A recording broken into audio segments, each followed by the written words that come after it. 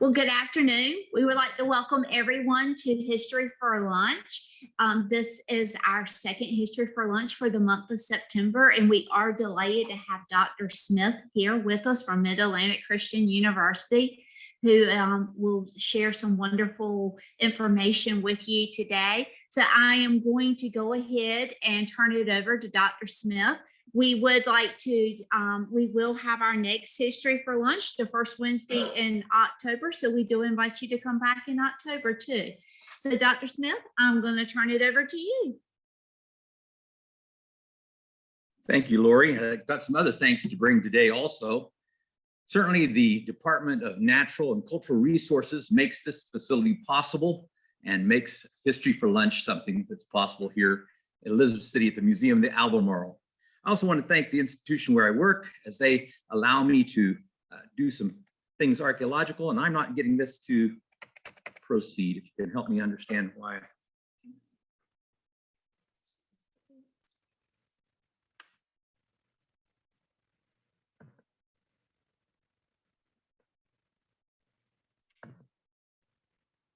All right, it'll get there. Just get that one again.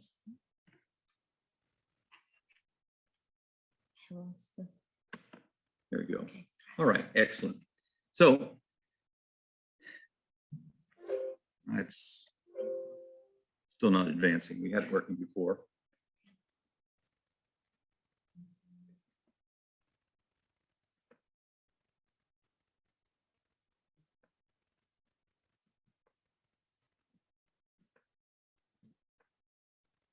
There we go. We've at least advanced. That's good. See if I can go back. And all good. The expedition at Abila in northern Jordan is directed by David Vila of John Brown University. I serve as assistant director to this expedition from Mid-Atlantic Christian University, but all of our work is done under a license from the Department of Antiquities of the Hashemite Kingdom of Jordan. And so the things that I share are the result of an expedition that works under the authority of folks in Jordan. But what I want to do today is to track pilgrims. Now, some of you may have gone hunting at times. Maybe you've done more than just hunting for your keys or your wallet along the way, where you retrack your steps. You have to do that with your memory, unless you've walked through something, leaving your actual footprints in the sand, perhaps. But Abila is not a site that many people know about, but it provides us something of a case study for tracking pilgrims. When I first went there, we did not know it was a pilgrimage site. I came as a person from a church background where, as a Protestant, I wasn't that concerned about pilgrimages, thinking that I would gain anything for having gone to Terra Sancta, to go to holy places, and even particularly pray in a place that might be historically important to people of faith that looks towards the Bible. But what we've come to realize is this site is one where people came in the past as pilgrims, particularly during late antiquity, as it varied between Byzantine control as part of Palestinia Secunda, or as the Muslims came to control the space after the Battle of the Yarmouk, the land of Yundal Urdun. This site is not remembered in ancient texts as a pilgrimage location, but the circumstances around point towards this being a pilgrimage site. There are ecological and sociological contexts that suggest this. And then as we get to the site, we find that there are specific objects that point to this fact, and this will help people looking for pilgrimage places at other venues. Ecologically, it's located in the north part of Jordan, right along the border with Syria, close to the Golan Heights. This site is about 10 miles due east of the south end of the Sea of Galilee, and it's supplied by a perennial spring. So it is in the territory some people might call the Holy Land, but in this land, it's on the edge of where dry farming is possible. And so there are a lot of resources. You can see even in this old satellite picture from Google that there's green fields that are there. So there are plateaus that are deeply dissected by wadis or valleys, and the water will drain down those valleys. Now, there is water at this site. It's imperative that there be water at this site. If people are going to survive, they need water. They have air to breathe, but they need water. Pilgrims can sometimes bring along a pilgrim flask with them. and make it into desert places. Sometimes they're going to go to very difficult, even dry places. But this place is one of the most water-rich places in the northern part of the modern country of Jordan.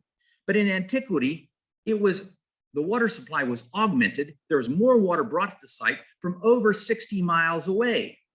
Up in Syria, where there's greater altitude, it catches more moisture, more rain. And through kanat, through channels, and through tunnels cut through the mountainsides, that water comes past the city of Abila and allows the city population to double. This is something that's just really been highlighted in the last 10 years. We knew from various texts that there was a water system, and historically it said there was a water tunnel that went from Abila to the nearby more famous city of Gadara, about 10 miles away. But that hadn't been fully explored. There had to be some way to get to that water, that city that's up on a hilltop. The Romans had the engineering that would allow them to push water uphill. If you're interested in that, we'll have to have another talk another time. So this city has an abundant amount of water, but it also has very fertile soil. As the limestone soils degenerate, they produce this lovely red terra rosa soil that grows great grain crops, fabulous fruit crops. These two pictures were taken this summer of some green grapes. Lots of people like to sit in the shade under their own vine tree, even as people did in antiquity. But they also like to look out over the fields, and oh, if those wheat fields are heavy with grain, that means that they're going to have bread to eat. And if those olive trees in the background, their boughs get bent down with olive, that means that you have oil that you can use to make your food, to preserve various things. These would be a source of many calories that would sustain them, and they would have surplus calories that they can share with visitors, even pilgrims. Now, what we find is this site is quite accessible. It is not on any main roads. You saw some of those deep valleys around the site, which cut it off from the north, which cut it off from the east. Well, you can cross those valleys, but it's a big commitment to go down 600-800 feet and then climb up the other side, a very steep, dangerous path. This ancient Roman map, the Pilgrim map, shows us where the city of Gadara is. If you're looking carefully, you have to rotate your mind there somewhat because it's oriented without north at the top. It's oriented with north at the left. So down at the bottom, you see two bodies that are joined by a river. Again, the Sea of Galilee is my end. That end, the slightly larger body, is the Dead Sea. But if you were able to get up close and personal to that, you can see that roads do go to Gadara, but the major road traveling up through the desert, the later Via Nova Traiana, named after the Emperor Trajan, was a major north-south travel. But you could get to this place. It's not far off of major Roman roads, which were put in to facilitate the movement of Roman troops. But more than just troops travel on those roads. Sociologically, we're in a land that has a long history, and people come to call this the Holy Land. Now, it's a place where there are many people who are pagans along the way, who worship local divinities, who embraced foreign divinities. And so a city coin from the city of Abila is depicted there, and that shows Tyche, the goddess of fortune. If you are Latin, you know her as Fortuna. And she's showing her dominance over a Neid. What she's basically proclaiming on that coin is that the city of Abila has lots of water. So it has resources. But this is also a land where people come as the years go on. After the time of Constantine in the early 4th century, there'll be many Christian pilgrims. Now in a time of relative peace, they're able to travel. They're not going to be persecuted for being Christians. And some of them want to see where things took place. Mention the Bible. On the right side is an illustration of the Madaba mosaic map made in the 6th century, found in a church of St. George down in the city of Madaba. Unfortunately, this map is not intact. This is the part that's intact. The original was made up of about 2 million little cubes of colored stone. You'll notice down here in the center area, there's kind of a large oval. That's the city of Jerusalem. Hagia, it's the holy city. Hagiapolis, if you read the Greek inscription there, it's the holy city. But where I'm taking you is far to the west here, where that coin's at, and the map's broken off. it doesn't mention Abila. An ancient historian in the 4th century by the name of Eusebius wrote something called the Onomasticon, and his sources similarly do not tell us about Abila. He mentions Abila, but he doesn't say it's a pilgrimage site. He doesn't give us any reason why Christians should go there. He says it's famous for its vineyards.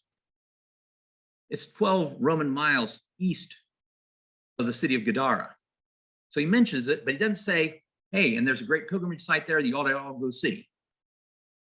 This is where Jesus did this, that, or the other, or this is where some apostle went, or some miracle happened that's attributed to God. It's not where some historical event from Old Testament times took place. But while we don't find anything in contemporary sources, whether Eusebius is on a Onomasticon or later on, 100 years later, Jerome's account of holy sites in this part of the world, again, he repeats what Eusebius has to say. And apparently by the time Jerome's writing around the year 400, it's still not a major pilgrimage site. We do find some references in ancient texts to other sites. But there are stories that are told. Some of them, you have to weigh their value. There are some sources that are produced even in your lifetimes, sometimes here in America, sometimes in Europe, from people who never physically were in this land. And so there's a couple of mystical sources, one from the time of Napoleon, and then one in the middle of the 20th century from the Chicagoland area, Illinois, where people say, oh, Jesus went to Abila. You have to chase that down. I wrote an article once upon a time here on the Decapolis in modern mystical sources, and I make some assessment of those sources that some people really value. What I'd just tell you in short is that the land hasn't changed, and when those mystical sources describe geographical features that are not there, there's a problem. But there are people talking about our site. It's a Decapolis city. Decapolis is mentioned in the New Testament. But do we know that Jesus was ever there? Not from the New Testament accounts, not from ancient accounts. We know that only from modern mystical accounts. But there's also oral tradition of people who live there. But as we come to this site where Harold Mayer, our first director, came with his daughter in 1980 and surveyed the site, it was a wonderful rural site where nobody lived. There's lots of great sites where you have houses all on top of them, and that makes excavation very difficult. But as you come to this site, and we can kind of fly over in a helicopter here, we get a couple of aerial shots, and you can get something of the urban center. And there in the middle of the urban center, as you cross a bridge that's in the bottom of the left-hand picture there, what you'll find is that you'll see, if you're in aerial position back in 2011, you would see excavations that I had been doing there. As I followed up, as I picked this up as an area to excavate after some of my former colleagues had passed away. So I've inherited this. I'm the third director of Area E, as we call it, and what we call today the Abila Pilgrimage Complex. We just thought when we were digging there, hey, it's a big church. There are 7 churches on the site that have been investigated. This is the largest of them all. So this shows some of my work early on, and will reflect some of that, but there have been semi-loads worth of soil and rocks that have been moved from this place. And since that picture's been taken, we've had 10 more years of work, which we're going to remove much of this material to the right-hand side of that picture. What you have displayed there is that you have a 5-aisled church building. That tells you something if you know church buildings. It should have told us, hey, you've got a pilgrimage complex here. There are very few 5-aisled church buildings. There's only 7 in the region of the Middle East there that we know of right now. There could be others discovered. The nearest nearby is at the city of Gadara. Why extra hallways, extra aisles? It accommodates more people. That's nice. Originally, it was a 3-aisle church, but even then, it was something of a pilgrimage complex. As we try to discern what all is going on, there's interesting things going on outside to the west end, out in the atrium where people would gather, that were pointing us to things that I didn't recognize for my first decade of excavating at this site. It's a big church complex. They may have had certain saints that they thought were particularly valuable in praying to, but what we're going to find is this complex has a lot of ancillary buildings, buildings that are built around it. It's surrounded by other buildings, other chapels. And as we track pilgrim movements into this 5-aisle church, you have 5 entrances. The main entrance is going to be very important as it goes down the nave, the central aisle of the building. It's larger than others. It would have been taller than others. And this floor plan you can see is one that develops into a cruciform floor plan. That is, it's shaped like a cross. You've got a transept, these wings that go out the side that have these curved chapels on each end. The multiplication of chapels should have told us, hey, this is a pilgrimage site. But it took me some years to discern this. This is very important in interpreting this site. There were tracks, there was evidence. But you have to have eyes to see some things. Sometimes you might say beyond your capacity, you might say, oh, there's nothing there.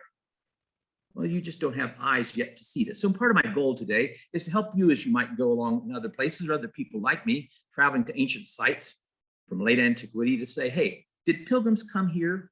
Were there the resources they needed? If they got here, did they have a way to get here? Could they be fed?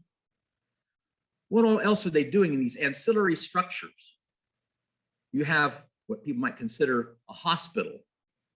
They're looking after people. It's part of their responsibility. But these pilgrims are also going to leave money along the way as they think that they're blessed for having been in this place. That's going to help to build such magnificent structures that sometimes are decorated with some very ornate materials, some of which come from far away. After the lecture here, if you want to come down front, I just brought a handful of things that show some colorful rocks. I'll show you some pictures up close here in a moment. But in that big structure, as you go from one room to another, you proceed down various processionals that they're decorated with mosaic or tesserated floors. You're using these little cubes of colored stone to make patterns. Some of these patterns are made to look like big stones. You use all those same stones because big stones are expensive. Little stones may be made from the garbage of carving big stones. But this is what we would call faux opusectile at the bottom. It's made to look like it's got different colors of stone, large stones put together. So geometric patterns, colorful patterns say that somebody cares about this place. This passageway was important. As we travel down these passageways, again, I show you something that passageway in that plan over there on the left. This is a passageway that goes around the northern water ritual building, as I'm currently calling it, because I've not found an inscription to tell me, was that dedicated to some saint? Exactly what was its purpose? My plan this next summer is to discern its purpose. I know that there's even lower mosaic floors beneath this upper low mosaic floor, and I'm hoping under that building to be able to get some windows into seeing some of that. But that northern ritual building is built upon an earlier church building, and you can see where the columns have been walled up. They used to have 3 aisles there, but what happens instead is you keep the one level and then you step up 60 centimeters, that's a couple of feet, and you have a processional that goes around that building on the interior. So the intercolumnal spaces, that's the spaces between the vertical columns, they've walled up and they're just recycling that earlier church building to serve their purposes as they move into the 7th and 8th centuries. This place is growing and continuing to be decorated. And within these hallways, again, lots of crosses can be found in some of these structures. There are specialized structures that we find, additional chapels. Oh, look at this chapel on the south end of the atrium with those large colored stones. Kind of looks like coffee and cream to me, as I'm maybe sitting in the sun thinking that I could use a little caffeine pick-me-up. Those big stones are about 2 feet on a side. They're expensive, but they decorate this single apse chapel there. On the other side of the atrium is this tesserated floor with rosebuds and crosses. How did this serve? Well, it had a colonnade in front of it. It was open to the air. This is likely a place where pilgrims slept because they wanted to be close to holy space, and the miracles that they perceived could be happening here. Many times at ancient sites, people slept within religious facilities. whether it was the ancient Greeks and Romans in temples to gods of healing like Asclepius, or later on Christians who perhaps learned something from their pagan neighbors along the way, think that sleeping in sacred space would bring you blessings from God. There are still people who would treasure being in sacred spaces. So this accommodated the people who came along the way. Now, this inscription was found one year when I was not working in the area, and I didn't think too much about it because back then I was excavating tombs and I had all that I could do. We were finding lovely artifacts. But as I come to excavate in this area, what I find in this northern apse of the transept chapel is an inscription that comes from Psalm 84. Some of you might be familiar with this if you've sung certain old hymns in churches. The line begins, "How lovely is your dwelling place, O Lord God Almighty." But you need to read on that psalm. It talks about the pilgrim coming to a pilgrimage place where there's fresh water. You come from the valley of tears, the valley of Baca, salt water.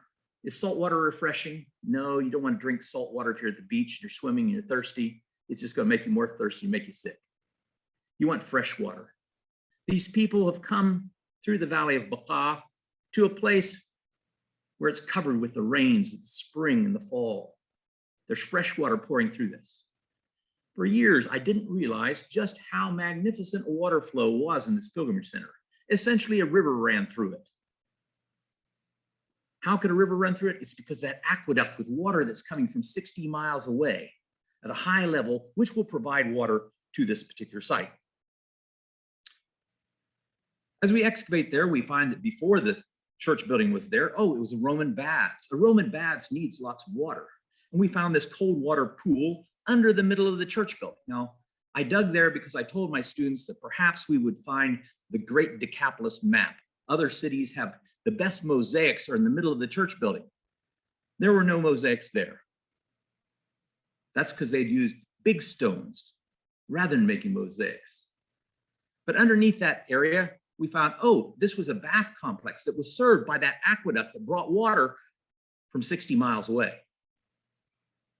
And even as this becomes a church, water is very important to what's going on inside this church building.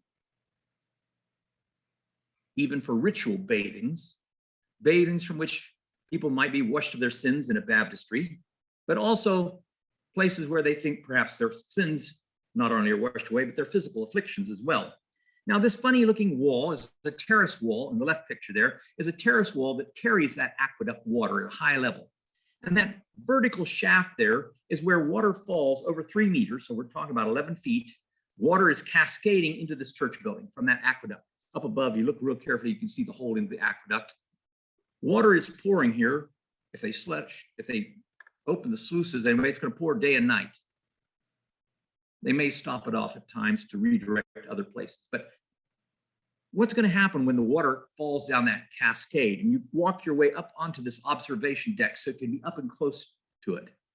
What happens as you look one direction in the morning?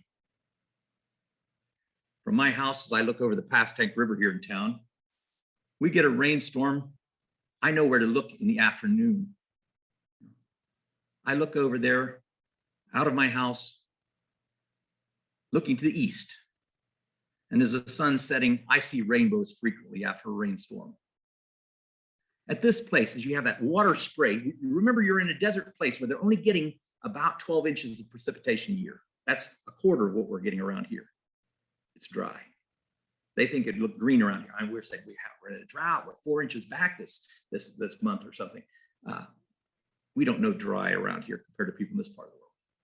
But just imagine looking in one direction, I see rainbows in the morning. And from the other direction, because that spray is going up there, I can see rainbows otherwise. Doesn't that put something of a special feeling to this place? I think the ancient Romans probably observed spray in their day.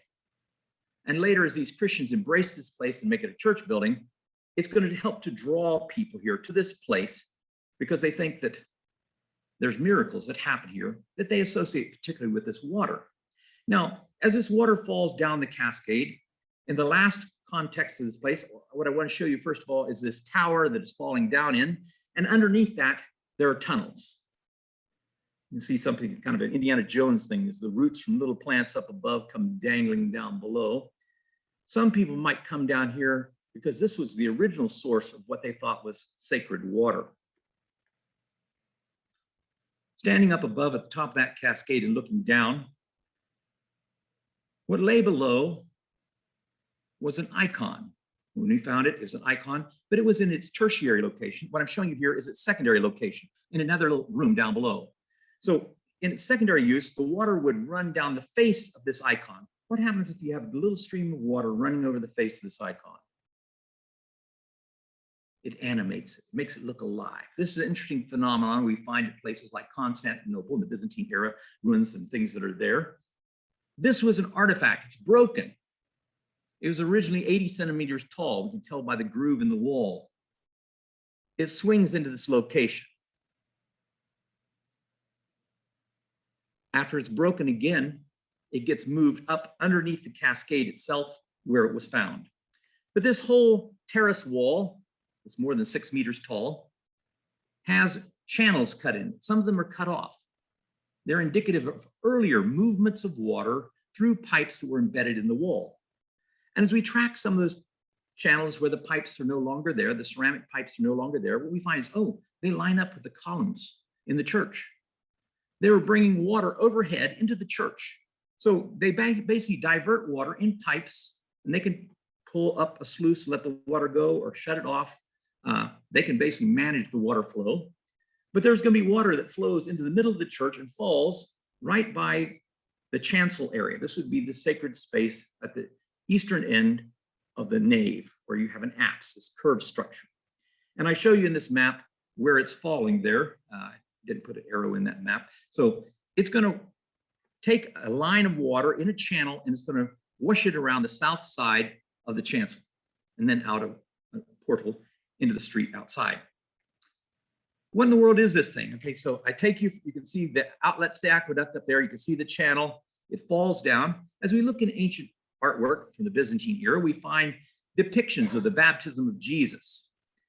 Sometimes you see the River Jordan personified, as they do in Greek and Roman images, where rivers are males. So kind of like old man rivers we have in our country, as we think about the Mississippi.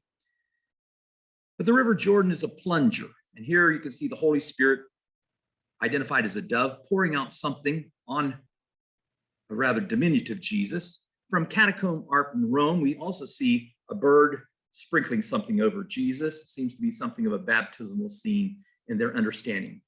I cannot tell you that people stood under that waterfalls or the artificial waterfall that's in the middle of the church, but there were water rituals that were going on there, and people thought that water was very important. They're going to collect it in small devices, some of which are left behind. That water feeds itself into various structures like this cistern. We don't yet know how big this cistern is. I can't fit through that hole, number one problem, but I don't want anybody to die of asphyxiation also, but we've removed 400 buckets of soil from this thing. It was not full when we first uncovered it. The earthquake had covered it over. So we're down about 20 feet, and it's still going. It's a project for the future, but I'm going to come back to this well. But that water is special. And you can see around the outside, there's little devices where you could fill up containers where you can take that special water with you, that water that you think is sacralized. There are other structures that go and point towards the special water use at this pilgrimage facility. What I found in one of the southern rooms, being used perhaps as an animal feed container, is this large circular stone. It's about 1 meter across. It's a little bit more than a yard across. And it's got a hole in the bottom. So there's a hole in that bucket. It doesn't do too good for anything that's liquid. An animal could eat out of it, certainly as it's pushed in the corner. But that's the basin to a fountain. So water is pushed up under pressure. And I believe I found the stone that once stood in that. It was formerly a spiral surfaced column, a small soft stone. But as we look inside of that, again, I found 2 pieces that married together, but you can look inside of it, you can see they've carved a channel. And so the water would be welling up on the interior, and then it would, as the water came over the top, it would be spinning off on the spirals, throwing to the side. So in this church, you've got the cascade water sounds. You've got a fountain, and the fountain's making happy sounds, splashing water in the desert. What a happy sound. This is a place where they thought about God's blessings, and they came looking for blessings. And as a result, sometimes they'd leave some of their wealth.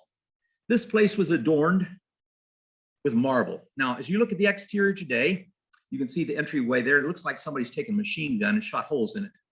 But if you measure that, what you recognize is there's 3 layers of marble revetment or paneling that were put up there.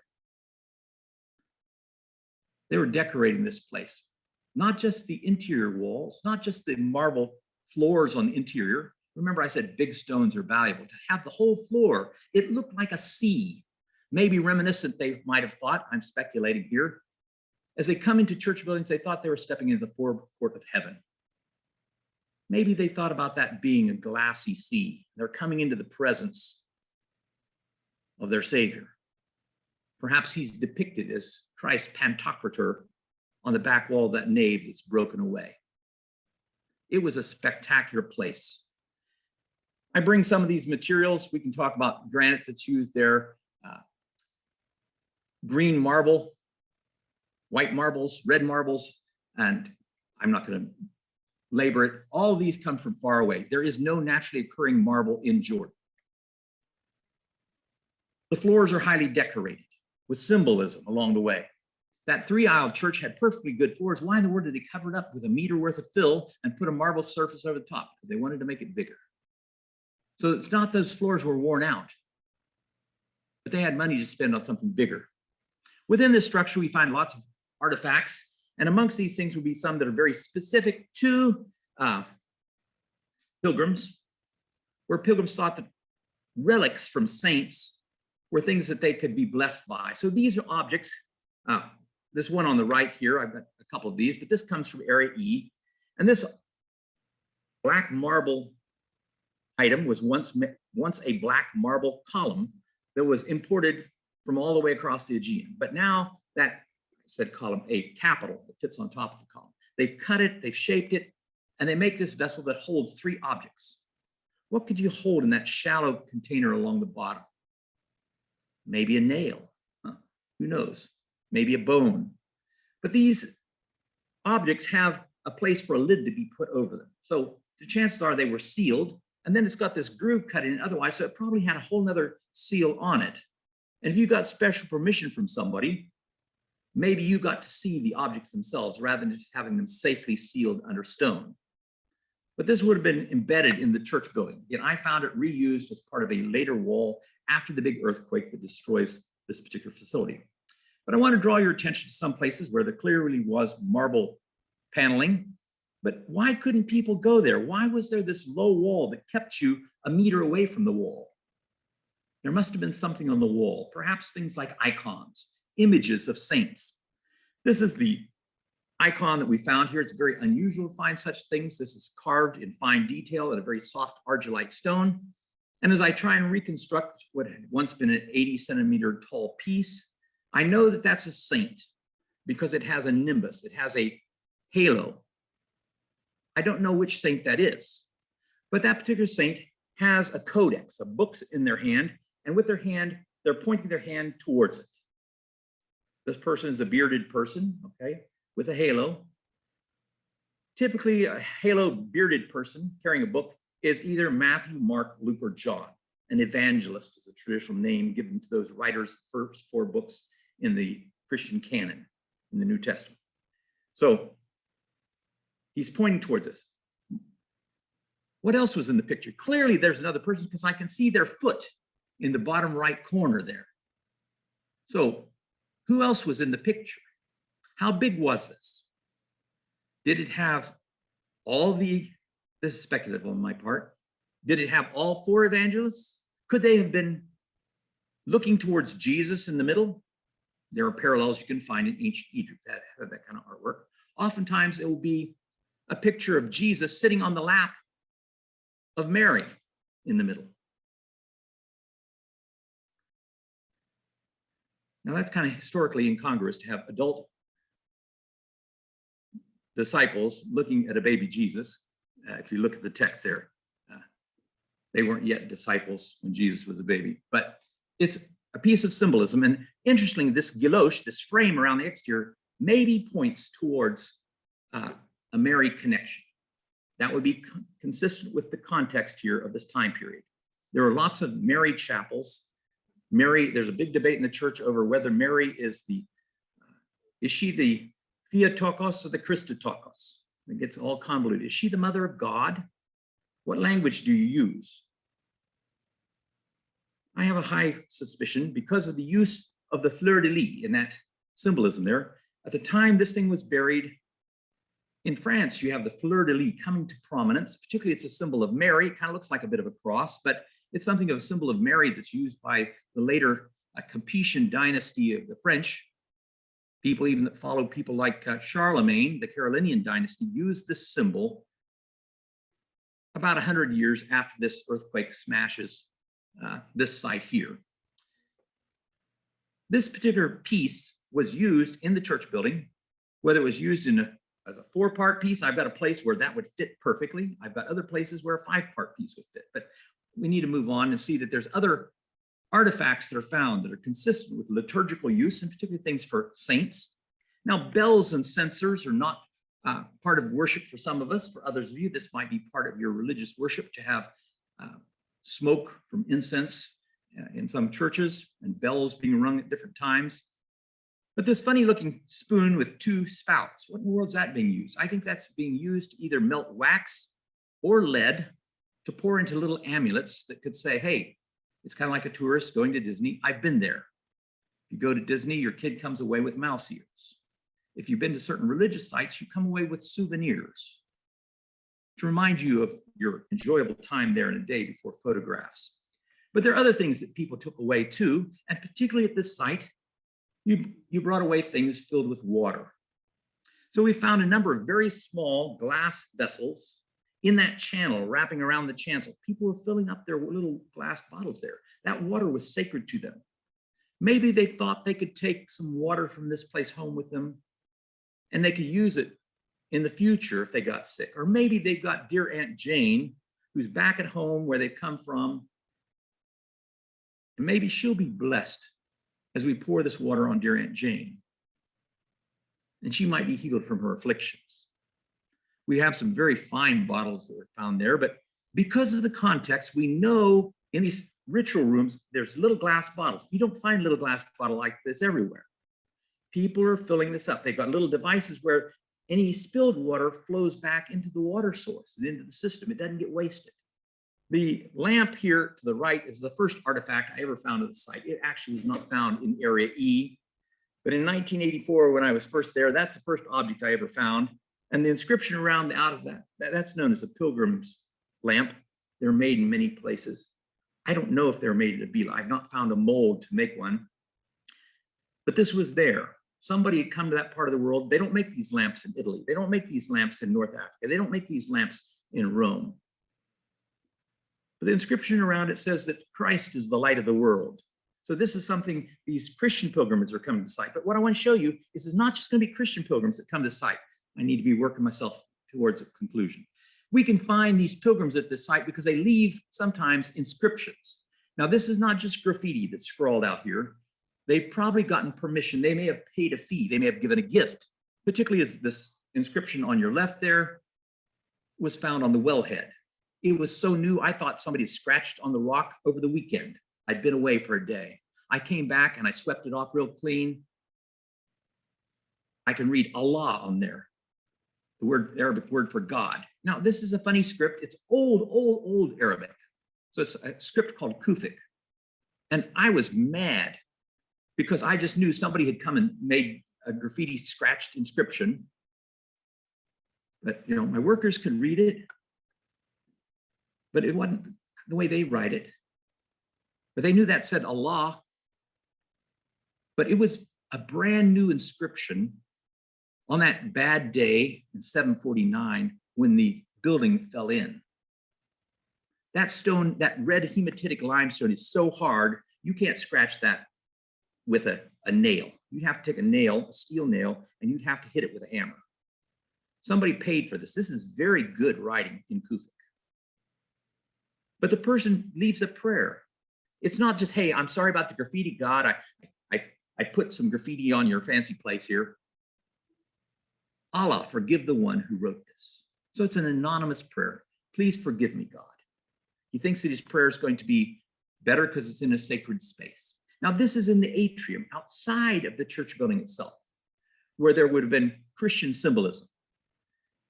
For over 100 years before the earthquake, this site has come under Islamic control. Even the Muslim community is still thinking that this is a sacred space. It's been for centuries a sacred space. And so they come, maybe not going into the church building itself, but coming to the atrium, and we find in an entryway nearby another prayer where somebody mentions their father. Forgive Hafiz, the father of Al-Na'man. We have 7 Kufic inscriptions. Hopefully we'll get this published soon. But these inscriptions testify to an Arabic-speaking community. They don't have crosses on the inscriptions, which would be an indicator these are Arab-speaking Christians. And so it seems to be that these are Muslims who still see this old sacred space as being a place where miracles could happen and where their prayers would be heard more diligently, or more specifically. As we come to the cistern head, again, I've talked about that little device that's in the corner where you could fill up your little bottles, and any water that runs off goes back into the cistern. It's right there in front of you, the forecourt part of that. But what I want you to draw your attention to here is just how many people have been here, how many people have been dipping water out of this well.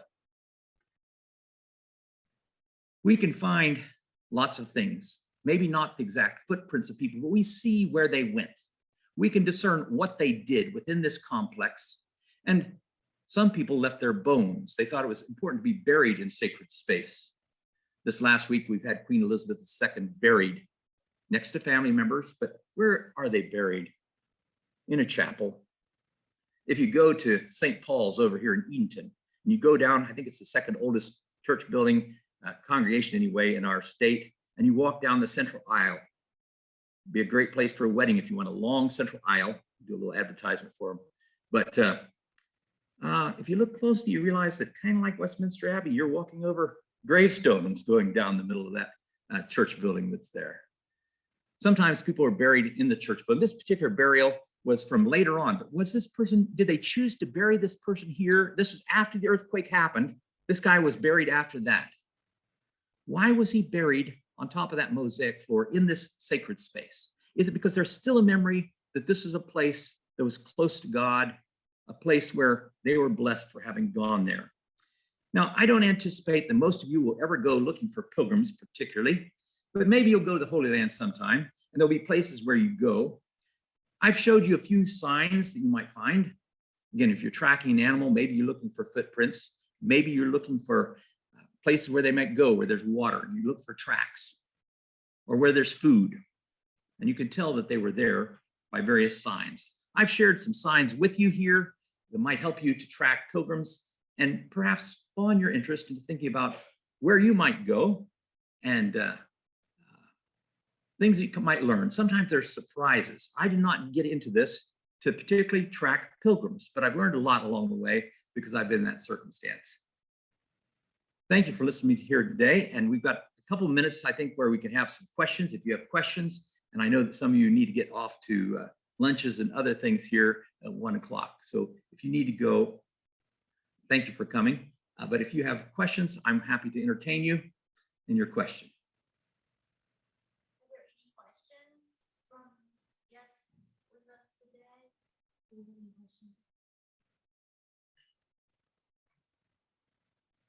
Yes, sir.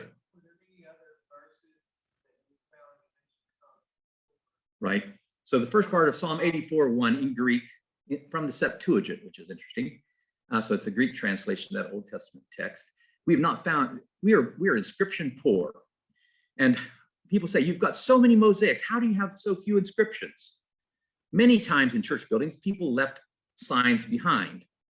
And what you find as you come through an entrance is that somebody in such and such a time funded this thing when such and such a person was the local cleric, the local monk or bishop. And so you get all kinds of information that way.